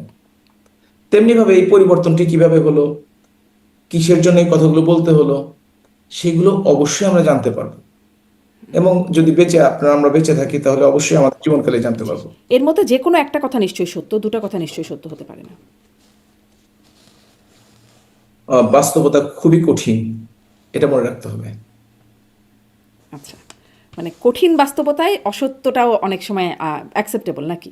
আমি আমি অসত্যর কথা বলিনি, আমি বলেছি বাস্তবতার কথা। আচ্ছা, আপনার সেই ব্যাখ্যাটা একটু শুনি। তারেক রহমান আসলে একক সিদ্ধান্তে না, তাহলে কার সিদ্ধান্তে আসলেন বলে আপনার জানা? আমার মনে হয় আপনি তাকে জিজ্ঞেস করেন, কারণ উনি সবচেয়ে ভালো জানেন। আর বাকি যারা আছেন, আপনি ধরেন কি আমরা কিছু গেস্ট, জানেন? মানে মনে হলো আপনি যেন কিছু জানেন, তাই জিজ্ঞাসা করলাম আপনাকে। আমরা শুনেছি, শোনা কথা সবাইকে বলতে হয় না। আচ্ছা, ঠিক আছে। ওকে, শোনা কথায় আবারও সেই পুরনো আলোচনা, শোনা কথা। এটা নিয়ে আপনার সাথে আগেও কথা হয়েছে যে শোনা কথায় কান দিব না দিব না। আহ, আপনারা এই যে নির্বাচন নিয়ে বলছেন, নির্বাচন নিয়ে প্রশ্ন তুলছেন, আপনারা দল থেকে তো করছেনই। আপনাদের নেত্রী শেখ হাসিনা তিনিও বলছেন যে এটি আসলে আপনাদের বিরুদ্ধে যে অভিযোগ করা হয় রাতের ভোট, এটা আসলে সন্ধ্যা থেকেই এই ভোটটা শুরু হয়ে গেছে। কিন্তু আমি আসলে এই প্রশ্নটা করতে চাই আপনাকে যে এই যে অভিযোগ নির্বাচন নিয়ে, সেটি করে আপনাদের খুব লাভ হচ্ছে কি, বা আপনারা আসলে কেন করছেন? এটি একটা যৌক্তিক অভিযোগ হতে পারে যেটা ইনক্লুসিভ হয় নাই, বা আপনাদেরকে বাদ রেখে বা আওয়ামী লীগের মতো একটা দলকে বাদ রেখে নির্বাচন করা হয়েছে, কিন্তু এই ভোটটার মধ্যে সুষ্ঠু হলো কি হলো না, এটা নিয়ে আপনারা আসলে কথা বলে লাভ কি? এমন কি যে যদি ভালো ভোট হতো তাহলে ফলাফলটা ভিন্ন হতো? ফলাফল নিয়ে মন্তব্য করা আসলেই কঠিন, কিন্তু আপনি দেখেন বিএনপি আগে 147টি অভিযোগ করেছে, জামাত করেছে 29টি, এনসিপি 27টি। এবং আপনি যদি আজকে কোর্টে যান, দেখবেন বিএনপির পক্ষ থেকে প্রায় 15টি নির্বাচনে কারচুপির অভিযোগে মামলা করা হচ্ছে। আপনি যদি দেখে থাকেন, জামাতের পক্ষ থেকে 32টি জমা পড়েছে, 8টি না 9টি মামলা ইতিমধ্যে রুজু হয়েছে যে নির্বাচনে কারচুপি হয়েছে। এখন যদি 300-র মধ্যে 50টি এরকম হয়ে থাকে, তাহলে আপনাকে বুঝতে হবে অবশ্যই এর মধ্যে কোনো ঘটনা ছিল। এবং আপনি এরকম দেখুন, ঘটনা ছাড়া কোনো নির্বাচন বাংলাদেশে ঘটেছে? মানে ধরেন না, এটা আমি গতদিনও প্রশ্ন করছিলাম যে সূক্ষ্ম কারচুপি, স্থূল কারচুপি, পুকুর চুরি, সাগর চুরি, এগুলো আমরা সবসময় প্রত্যেকটা নির্বাচনে শুনেছি। এর ব্যতিক্রম কি কখনো হয়েছে, যেটা আমি জানি না? আপনার আপনার কথা ধরি, যদি এর কোনো ব্যতিক্রমী না হবে 2026-এর নির্বাচন, তাহলে আওয়ামী লীগকে দেশ ছাড়তে হলো কেন? আওয়ামী লীগ তো এর চেয়ে খারাপ কিছু করেনি। এর চেয়ে খারাপ কিছু করে না। আওয়ামী লীগ তো নির্বাচনই করে নাই বলে, আওয়ামী লীগরা তো মানে আর কেউ কে ছিলই না, বলেছে? তখন তো নির্বাচন কি? না, আপনি আবারও ভুল বললেন। গণতান্ত্রিক দেশে প্রত্যেকটা ব্যক্তি, আপনি আমার ভোট দেওয়ার অধিকার আছে, এবং ভোট না দিতেও দিতে পারি, সেটা আমার অধিকার আছে, সেটা আমার গণতান্ত্রিক অধিকার। তেমনি ভাবে প্রত্যেকটি রাজনৈতিক দলের ভোটে অংশগ্রহণ করার অধিকার আছে। আবার যদি কেউ না নির্বাচনে অংশগ্রহণ করতে চায়, সেটাও অধিকার আছে। কিন্তু অন্যায় হলো সেটি, যেটি গণতন্ত্রের পার্ট নয়, কাউকে জোর করে অন্যায়ভাবে নির্বাচনের বাইরে রাখা, যেটি 2026-এর নির্বাচনে হয়েছে। জি, সেটি তো বটেই। জোর করে যদি বাইরে রাখা, সেটা সমালোচনা করতে পারেন। কিন্তু 14, 18 এবং 24-কে আপনারা কিভাবে জায়েজ করবেন? যেখানে 14 আমি তো বলি নাই, যে এটা নির্ভুল নির্বাচন হয়েছে। আপনি যে প্রশ্নটি করেছিলেন যে আপনার নির্বাচনে বাইরে রেখেছেন, না, নির্বাচনে কাউকে বাইরে রাখা হয়নি, নির্বাচনে কেউ অংশগ্রহণ করে নাই। আর এবার জোর করে বাইরে রাখা হয়েছে, এটা না কিন্তু বড় করার কথা। পেছনেও যে কারণটা বলা হয় সেটি খুব অযৌক্তিক কি? যে আসলে 6টার মতো থাকতেও পারে, আসন পায়। থাকতেও পারে, থাকতেও পারে, কিন্তু যুদ্ধে অংশগ্রহণ না করে যুদ্ধের সমালোচনা করা কি সঠিক? অংশগ্রহণ তো তারা করেছে, 18 সালে করেছে। ন্যাড়া আর কয়বার বের তলায় যাবে? 18 সালে তো তারা পার্লামেন্টেও গেছে, গেছে তো, 6টা মাত্র সিট পেয়েছে। 6টা মাত্র সিট পেয়েছে। একজন মির্জা ফখরুল ইসলাম আলমগীর শপথ নেননি, আর একটা সিট বাড়তো। আচ্ছা, 7টা পেয়েছে।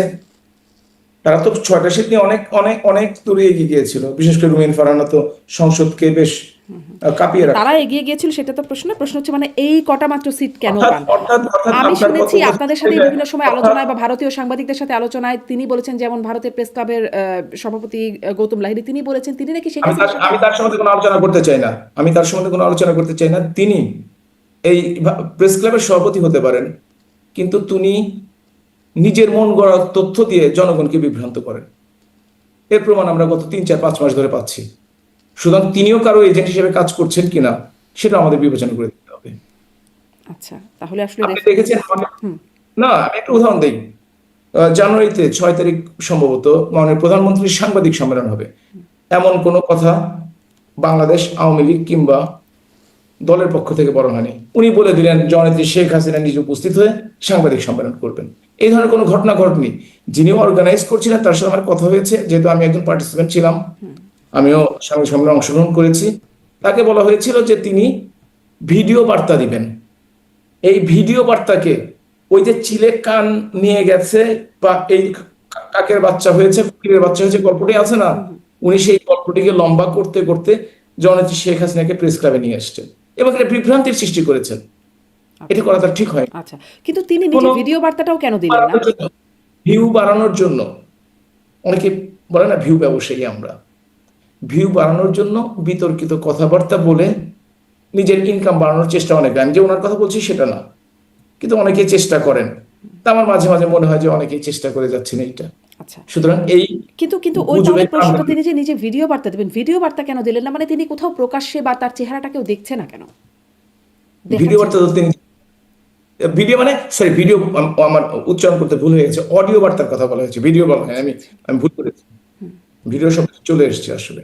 আচ্ছা, তো এটা কেন, মানে তিনি কেন আসলে প্রকাশ্যে আসছেন না? আমি এছাড়াও মানে কাউকে কাউকে জিজ্ঞাসা করেছি, কিন্তু মানে এটা একটু জানতে চাই সত্যি যে কেন তিনি অনেক ইন্টারভিউ দিয়েছেন। আপনি একটা ইন্টারভিউ নিলেন, আমি তাহলে সুযোগ পেলে, আপনি যদি সুযোগ করে দিতে পারেন আমি অবশ্যই তার ইন্টারভিউ নেব, অবশ্যই তার ইন্টারভিউ নেব যদি আমি। আমরা চেষ্টা করতে আচ্ছা, থাকি। চেষ্টা করতে থাকেন, নিশ্চয়ই সেই সুযোগটা পেলে নিব। কিন্তু এটা আমি অনেক ইন্টারভিউ দিয়েছেন, কোথাওই তিনি প্রকাশ্যে আসেন নাই। এটাই আমার প্রশ্ন, তিনি প্রকাশ্যে আসেন না কেন? মানে প্রকাশ্যে তিনি আসেন না কোন অর্থে? মানে তার চেহারাটা আমরা দেখিনি 5ই আগস্টের পরে, আর তার চেহারা দেখিনি। ওনাকে দেখা যায় না কেন? হ্যাঁ, দেখা যায় না কেন, এক্স্যাক্টলি। উনি যদি দেখাতে না চান এই মুহূর্তে, উনি যদি সময়ের অপেক্ষায় থাকেন, ওনার যদি স্ট্র্যাটেজি ওইটা হয়ে থাকে, তাহলে তো আমরা মনে করবো যে এই স্ট্র্যাটেজি নিয়ে উনি হয়তো চেষ্টা করছেন। ওনার স্ট্র্যাটেজি আমরা এবার কোনো কথা বলতে পারবো না, তো এক একজনের স্ট্র্যাটেজি এক এক রকম। আচ্ছা, যেমন ধরেন এটা নিয়েও সম্ভবত আপনার সাথে কথা হয়েছিল, সজীব অজয় জয়ের সেই সাক্ষাৎকার আল জাজিরাকে দেয়া, তিনি বলছিলেন যে তার মা বৃদ্ধ হয়ে গেছেন। তিনি আসলে বৃদ্ধ, অসুস্থ এরকম একটা অবস্থায় কি তিনি আছেন? আপনারা হয়তো খোঁজ পাওয়ার চেষ্টা করেন বা খোঁজ রাখেন, এই জন্যই প্রশ্নটা আপনার কাছে। মানুষের বয়স হলে বৃদ্ধ বলা যেতে পারে, এটা তো হয়তো সেই অর্থে তিনি বলেছেন। পরবর্তী কিন্তু তিনি বলেছিলেন যে এল্ডারলি শব্দটা ব্যবহার করেছিলেন, প্রথমে ওল্ড ব্যবহার করে এল্ডারলি ব্যবহার করেছিলেন, নাম্বার 1। আর নাম্বার 2 হচ্ছে শারীরিক এবং মানসিকভাবে তিনি হয়তো বা আমাদের চেয়ে ভালো আছেন। সর্বশেষ খবর বললাম যে তিনি হয়তো আমাদের চেয়ে ভালো আছেন। আচ্ছা, সুতরাং তাকে নিয়ে এত দুশ্চিন্তা করার দরকার নেই। ওই যে ছোটবেলায় শুনেছিলাম না যে শকুন নাকি দোয়া করে যে কখন গরু মারা যাবে। তো আমাদের ওই বিরোধী দলের অবস্থা হয়েছে, ওনার শারীরিক অবস্থা কতটুকু খারাপ একটু খোঁজ খবর নে না, দেখি কি হয়, একটু দেখ না যে শরীর কত খারাপ, কিভাবে থাকবে, কথা বলতে পারে কিনা, বুদ্ধি আছে কিনা, তারা চিন্তা করে আর কি। কারণ তার মতো নেতা বাংলাদেশে স্বাধীনতা পরবর্তী বঙ্গবন্ধুর পর আসেনি, এ কথা স্বীকার করতেই হবে। তার মতো উন্নয়ন বাংলাদেশে কেউ করতে পারে। তার পরবর্তী আপনাদের কে, মানে আলটিমেটলি তার 78 বছর বয়স হয়েছে, তার পরবর্তী নেতা কি আপনাদের, সে নিয়ে কোনো আলোচনা দলের মধ্যে? অবশ্যই আছে। বাংলাদেশ আওয়ামী লীগের নেতা নির্বাচিত হবে বাংলাদেশ আওয়ামী লীগের কাউন্সিলে কাউন্সিলরদের ভোটে। এটা সবসময় এটা সবসময় হয়ে আসছে। বাংলাদেশ আওয়ামী লীগ 76 বছরের পরিণত একটি দল, যতবার সম্মেলন করেছে প্রায় 3 বছর পর পর, বিভিন্ন বিপর্যয়ের মধ্যেও। বিএনপির জন্ম হয়েছে 79 সনের দিকে, মাত্র 6 বার সম্মেলন করেছে। অন্যদের কথা বাদই দিলাম, একমাত্র দল যারা সম্মেলনের মধ্যে নেতা নির্বাচন তো করে। শীর্ষ নেতা কে হবে এই সম্মেলন হলেও আমরা জানি, না হলেও আমরা জানি, মানে এটার কোনো ব্যত্যয় থাকে না আসলে। এটা তো জনপ্রিয়তা, ভ্যালু তো থাকবে, এটা তো বরঞ্চ আপনাকে উল্টা বলি, এটা তো বেশি ভ্যালু, কারণ তার সমকক্ষ কেউ নেই। এই জন্য তিনি হবেন, তাহলে এবং এটাই তো তারপরে হওয়া, কি তাই না? তারপরে কি তার রকমের কেউ যদি না থেকে থাকে, আপনাদেরকে সজীব অজয় তিনি দায়িত্ব নিতে আগ্রহ প্রকাশ করেছিলেন, সেটিও গণমাধ্যমে, আন্তর্জাতিক গণমাধ্যমে। আপনাদের পরবর্তী নেতা কি সজীব অজিত জয়? কারো ব্যক্তিগত ব্যাপারে মতামত দেওয়া আমার পক্ষে কঠিন, তবে আমি কথা বলেছি সজীব ওয়াজেদ জয়ও কিন্তু বলেছে, এবং নেত্রী নিজেও বলেছেন কাউন্সিলই নির্ধারণ করবে পরবর্তী নেতা কে হবেন, এবং গণতন্ত্রে বিশ্বাস করলে এটাই করা উচিত। জি। আম, আমি একটু পরের প্রশ্নে যাই যে আপনারা এই মানে মাঝে মাঝে শুনি শেখ হাসিনাকেই তিনিই কথা বলেন, তার কথা আওয়ামী লীগের অফিসিয়াল যে ফেসবুক পেজ আছে সেখানে প্রচারিত হয়। আপনাদের আসলে সংসদে দেখা যাচ্ছে না, কারণ আপনারা নির্বাচনে যেতে পারেন নাই, সংসদে নাই, আপনাদেরকে বাংলাদেশের মেইন। দেওয়া হয় না এটা বলেন। আচ্ছা, হ্যাঁ, যেতে দেওয়া হয় নাই, ফলে আপনারা নাই সংসদে। গণমাধ্যমে সেখানেও আপনাদের যেতে দেওয়া হয় না, ফলে আপনারা নাই, নাকি আসলে আপনারা যান না সেটাও বলতে পারেন। না, সেখানেও না, নাই। আমাকে যদি কোনো গণমাধ্যম ডাকে বাংলাদেশের, আমি এই 1 ঘন্টা পরে ডাকলেও যাবো, কিন্তু আচ্ছা, ডাকে না। আচ্ছা। গণমাধ্যম তো স্বাধীন, এই জন্য ডাকতে সাহস পায় না। জি, জি মানে বলুন। আবার রাজপথেও আপনাদের খুব একটা সারা শব্দ দেখা যায় না, মানে সেখানেও তো থাকতে দেওয়া হয় না, মানে কিছুতেই না, আপনাদের কোথাওই কিছু করতে দেওয়া হচ্ছে না। তাহলে আপনারা আসলে কোথায়? এবং দেখি যে আমি যদি বলি আওয়ামী লীগের সেই অফিসিয়াল ফেসবুক, যেখানে মাঝে মাঝে আপনাদের মানে সাবেক প্রধানমন্ত্রী, আপনাদের আওয়ামী লীগ নেত্রী শেখ হাসিনা কথা বলেন বা নেতারা টুকটাক কথা বলেন, সেখানেও ফলোয়ার মাত্র 4.3 মিলিয়ন, মানে একজন সিঙ্গেল ব্যক্তিরও অনেকের এর চেয়ে অনেক বেশি ফলোয়ার্স থাকে। আপনারা আসলে মানুষের মধ্যে পৌঁছাচ্ছেন কি করে? নাকি out of sight out of mind, বা চোখের আড়াল মনের আড়াল হয়ে যাওয়ার একটা জায়গায় চলে আসছেন? প্রথমভাবে আপনার বলি, আওয়ামী লীগের পেজের ফলোয়ার 4.3 মিলিয়ন। অনেকের এর চেয়ে বেশি আপনি বলেছেন, কথাটা অনেকেরই সত্য, কিন্তু তারা কিভাবে তাদের ফলোয়ার বের করেছেন আমি জানি না। সেদিন দেখলাম আমার কাছে বিজ্ঞাপন এসছে যে 499 টাকা দিলে আপনাকে 10,000 ফলোয়ার দেওয়া হবে, 700 টাকা দিলে আপনাকে 20,000 ফলোয়ার দেওয়া হবে। তো আমার প্রশ্নটা রইল আর কি আপনাদের কাছে, যে কে কিভাবে ফলোয়ার বৃদ্ধি করে, কে কিভাবে নিজের দাম বাড়ায়। আরেকটি কথা চিন্তা করে দেখতে হবে, যদিও বাংলাদেশে ডিজিটাল পদ্ধতি আওয়ামী লীগের প্রবর্তন করেছে, কিন্তু আওয়ামী লীগের মানুষ সত্যিকার অর্থে খেটে খাওয়া মানুষ। গরিব রিক্সাওয়ালা, ভ্যান চালক, কৃষক, শ্রমিক, তারা হয়তোবা ইন্টারনেট সম্বন্ধে না, ফেসবুক ব্যবহার করতে পারে, ইন্টারনেটে ভিডিও, ইউটিউবে সিনেমাও দেখতে পারে, কিন্তু ইন্টারনেট ইউজ করেন। এবং আপনি দেখবেন বাংলাদেশ আওয়ামী লীগের ভোট কিন্তু গ্রাম অঞ্চলে বেশি শহরের চেয়ে। এটা হয়তো একটা কারণ হতে পারে। আর তরুণদের মধ্যে বাংলাদেশে কি কম? কারণ তরুণদের মধ্যে কিন্তু গ্রামে শহরে আমি ইন্টারনেট একটা কথা ব্যবহারের বলি, প্রবণতা সবচেয়ে বেশি। বাংলাদেশ কোন পার্টির, আপনার কাছে প্রশ্ন, যে কোন পার্টির ফলোয়ার সবচেয়ে বেশি আপনি বলতে পারবেন? না, আমি আসলে এটা হিসাব করে দেখি নাই কবে। আমিও হিসাব করিনি, তবে বিএনপির সাথে দেখবেন, তাহলে বুঝতে এই দলটির সাথে করলে বোঝা যাবে। মানে ধরেন, আমি এই কারণে আপনাদের ফলোয়ারের কথা বললাম, ফলোয়ার আসলে খুব ব্যাপার না, কিন্তু যদি ধরেন আপনারা রাজপথে থাকতেন, গণমাধ্যমে থাকতেন, সংসদে বা নির্বাচনে কোথাও থাকতেন, তাহলে হয়তো এই প্রশ্নটাই আসতো না। আমি প্রশ্নটার উদ্দেশ্য হচ্ছে চোখের আড়াল হলে মনের আড়াল হচ্ছেন কিনা, আপনারা অপ্রাসঙ্গিক হয়ে যাচ্ছেন কিনা, মানে কোথাও আলোচনায় থাকছেন না, এরকম একটা অবস্থায় চলে যাচ্ছেন কিনা, এটা আমার প্রশ্ন ছিল। আপনারা জোর করে নির্বাচনে অংশগ্রহণ করতে দেওয়া হয়নি, জোর করে গণমাধ্যমে যেতে দেওয়া হচ্ছে না, রাজপথে মিছিল করতে বাধা দেওয়া হচ্ছে, এ কথা ঠিক, এবং মিছিলগুলো যে খুব বড় হচ্ছে না সেটাও ঠিক, আপনার কথা ঠিক, কিন্তু আওয়ামী লীগ যে সংগঠিত হচ্ছে, আওয়ামী লীগ আপনি দেখেন, আমি তুলনা করব না, তুলনা করা ঠিক না জামাত ইসলামের সাথে। জামাত ইসলাম কিন্তু কোনোদিন বিগত 20-25-15-20 বছরে কোনো বড় ধরনের সমাবেশ করেনি, এইটা অন্তর্বর্তীকালীন সরকারের আগ পর্যন্ত। কিন্তু পরবর্তীকালে হঠাৎ করে রাজপথে তারা নেমে পড়লো। তারা ওই যে গুপ্ত ছিল, বিভিন্ন সময় আপনাদের মধ্যে লুক্কায়িত ছিল। না, আমাদের মধ্যে তারা চলে এসেছিল, হুম, আমাদের ছাত্রলীগে তাদের সেটাই। চেঞ্জ করে দেখেন। হ্যাঁ, সেটার কথাই বলছি। তা আমরা যে ভিতরে ভিতরে সংগঠিত হচ্ছি না, এটাই বা আপনারা কিভাবে জানবেন? মানে আপনারাও কি এখন এমনভাবে বিএনপি জামাতের মধ্যে কোথাও মানে লুকিয়ে লুকিয়ে সংগঠিত হচ্ছেন? কথাটা ঠিক না, তাদেরকে আমরা লুকাতে বাধ্য করিনি। জামাত বিএনপির রেজিস্ট্রেশন কোনোদিন বাতিল করা হয় নাই, সুতরাং জামাতের করা তাদের হয়েছে। গুপ্ত করা। হ্যাঁ, জামাতের করা হয়েছিল। শেষ মুহূর্তে, শেষ মুহূর্তে একদম 24 সনে, শেষ মুহূর্তে, 23 সনের শেষের দিকে। না, জামাতের মানে নিবন্ধন তো আগেই বাতিল হয়েছিল। নিবন্ধন বাতিল এক কথা, নিবন্ধন বাতিলের পরও জামাত ইলেকশন করেছে, ধানের শীষ প্রতীক। জামাত সংসদে গেছে, জামাত দাঁড়িপাল্লা প্রতীকে করতে পারে নাই। হয়েছে, সুতরাং জামাত রাজনীতি করেছে। নিবন্ধন কিন্তু বাতিল হয়েছে অল্প কয়েকদিন আগে, কিন্তু আওয়ামী লীগকে গত মে মাসে, 2024 সনের মে মাসে, 25 সনের মে মাসে, তাদেরকে তো রাজনীতি করার সুযোগ দেওয়া হচ্ছে না। তারপরও চেষ্টা করছে, হ্যাঁ যতটুকু দেখার কথা ছিল আমরা স্বীকার করি ব্যর্থতা আছে, সংগঠিত হচ্ছে যত দ্রুত হওয়া দরকার ছিল। কিন্তু একটা কথা মনে রাখবেন, বাংলাদেশ আওয়ামী লীগকে যেভাবে দেশ ছাড়তে হয়েছে, আপনি যদি ইরাকের কথা চিন্তা করেন, সিরিয়ার কথা চিন্তা করেন এবং বর্তমান ইরানের কথাও চিন্তা করেন, তাদেরও কিন্তু দেশ ছাড়তে হয়েছে। কিন্তু 2 মাসের মাথায় রাজপথে সেই দলের সমর্থনে মিছিল হয়েছে, 5 জনের হোক, 10 জনের হোক, 20 জনের হোক, সেটা কিন্তু বাংলাদেশে হয়েছে। ইরাক, সিরিয়া, লিবিয়া, ইরান এসব দেশে কিন্তু হয়নি, হয়েছে 5 বছর 10 বছর পরে। কিন্তু আওয়ামী লীগ কিন্তু রাজপথে, এমনকি 15ই আগস্ট মাত্র 5 তারিখের 9 দিন পরে সেখানে কিন্তু ফুল দিতে গেছে বঙ্গবন্ধুর জাদুঘরে, স্মৃতিতে শ্রদ্ধা দেওয়ার জন্য। সুতরাং একটা কথা খেয়াল রাখবেন, অন্য দেশে অন্যভাবে যে যেভাবে চিন্তা করুক না কেন, আওয়ামী লীগ ফিরে আসবে এবং জনপ্রিয়তা নিয়ে ফিরে আসবে।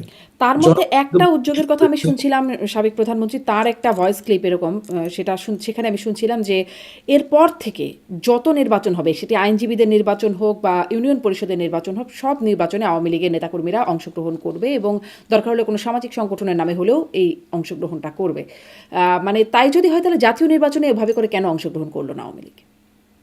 বড় একটা পার্থক্য আছে জাতীয় সংসদ নির্বাচনের সাথে স্থানীয় নির্বাচনের।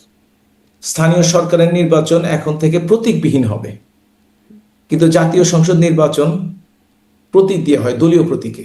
কিন্তু আপনারা স্বতন্ত্রও করতে পারতেন। কেউ কেউ স্বতন্ত্র করতে পারে, কিন্তু দলীয় প্রতীকে হয়। এবং দলীয় প্রতীকে বাংলাদেশ বা পার্শ্ববর্তী দেশগুলো যদি ইতিহাস দেখে থাকেন, দলীয় প্রতীক ছাড়া নির্বাচনে অংশগ্রহণ করা যেতে পারে, কিন্তু নির্বাচনে ফলপ্রসূ হওয়া সম্ভব হয় না, বিশেষ করে বাংলাদেশের রাজনীতিতে। আপনি দেখেন, স্থানীয় সরকার নির্বাচনে কোনো প্রতীক থাকবে না, সুতরাং কোনো পার্টির প্রতীক থাকবে না, সুতরাং যে কেউ অংশগ্রহণ করতে পারে। এবং আমরা নিজেরাও প্রস্তুতি নিচ্ছি আমাদের দলের নেতা কর্মীদের দিয়ে, যাতে যে নির্বাচনই আসুক না কেন, আমরা সেই নির্বাচনে যাতে আমাদের ছোট এলাকার মানুষজন নির্বাচনে অংশগ্রহণ করতে পারে, সেই চেষ্টা আমরা করছি। এবং সেভাবেই দেখবেন, যদি জনগণ ভোট দেওয়ার সুযোগ পায়, তাহলে দেখবেন জনপ্রতিনিধিদের কি অবস্থা হয়, বিশেষ করে স্থানীয় সরকারে। আমরা অপেক্ষায় থাকছি, প্রস্তুতি নিচ্ছি এবং পরিকল্পনা করছি। দেখা যাক আপনাদের অপেক্ষা, প্রস্তুতি এবং পরিকল্পনা আসলে কোন দিকে গড়ায়, তখনও আপনার সাথে কথা হবে। অনেক ধন্যবাদ ডক্টর হাবিবি মিলাত আপনাকে সময় দেওয়ার জন্য। আপনাকে অসংখ্য ধন্যবাদ আপনার এই জনপ্রিয় একটি অনুষ্ঠানে নিয়ে আসার জন্য। দর্শক ধন্যবাদ আপনাদের সবাইকে এতক্ষণ সাথে থাকার জন্য।